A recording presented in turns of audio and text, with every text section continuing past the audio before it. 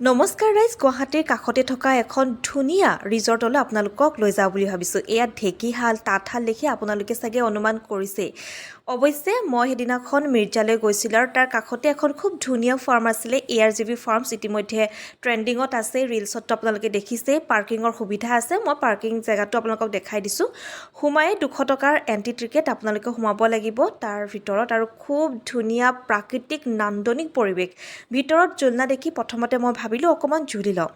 তাৰপিছত খুব ধুনীয়াকৈ ছানছেট তাতে আমি দেখিলোঁ।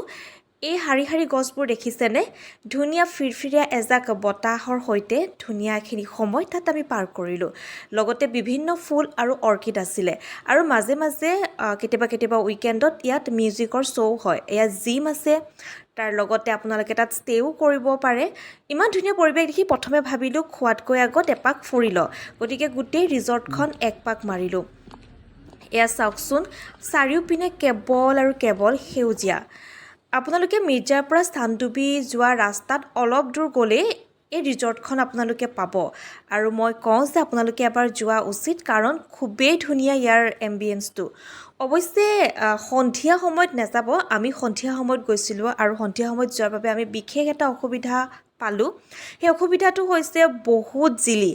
আমি খোৱা ৰেকৰ্ড কৰিবই নোৱাৰিলোঁ, কাৰণ বহুত বেছি জিলি আছিলে।